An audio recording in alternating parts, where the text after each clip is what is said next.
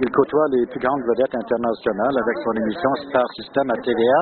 Herbie Moreau, bonsoir. Bonsoir. Vous reprenez pour une Xème saison Star System. Quatrième saison. Quatrième. Moi, j'ai dit X parce que je savais pas si c'était 4 ou 5. Le temps passe vite. Le temps passe très, très vite. Et moi, quand j'ai commencé Star System, j'ai dit, oh, si je fais ça 2 ans, 3 ans, ça va être correct. C'est une transition, ça va m'amener ailleurs. Puis, ça a fonctionné. Puis, on en demande encore. Ça fonctionne tellement bien que vous entreprenez une quatrième saison et vous côtoyez, je disais en entrevue, en début d'entrevue, les grandes vedettes. On vous voit avec des gros noms les Angelina Jolie, les George Clooney, les Penelope Cruz. Vous avez vos entrées un peu partout avec des réseaux américains maintenant. Exactement. Vous changez des images avec eux. Exactement, avec Access Hollywood.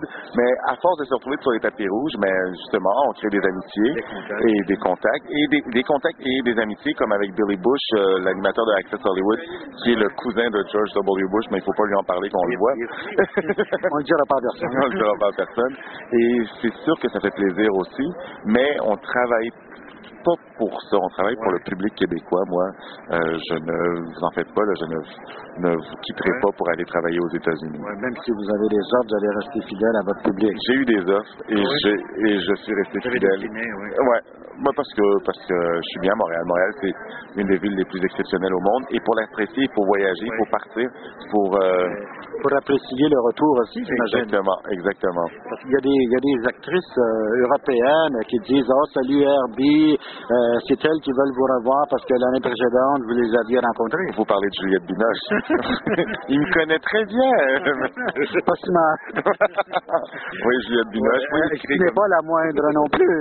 Mais parce qu'à Cannes, on avait vécu un moment assez privilégié en fin de soirée, pendant une entrevue où on était pris d'un fou rire. Et un des plus longs fous rires qu'on a vécu, pour elle aussi et pour moi aussi, à la caméra. Et puis ça, ça a marqué. Donc, à chaque fois qu'on se voit, on cherche un verre de champagne pour recréer ce moment-là. Parce que je pense qu'on était un peu pompites. C'est magique quand même de rencontrer. C'est des moments magiques qu'on vit. Et même moi, je vous raconte ça, puis on dirait que je parle d'une autre personne, je n'en reviens pas. Que ce soit vous qui soyez dans ce tourbillon. Mais ce dont je n'en reviens pas encore plus, c'est que comme quand on vit quelque chose, qu'on part ailleurs en vacances ou whatever, mais que j'ai une caméra et que j'ai une tribune, j'ai une tribune pour raconter ça, ramener des images pour raconter comme tes souvenirs de vacances. C'est pas des vacances parce qu'on travaille fort, mais comme ramener des souvenirs d'émotions que tu as vécues et le partager avec le Québec tout entier.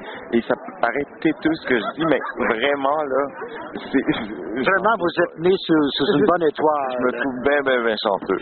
Merci beaucoup, Herbie. Merci infiniment.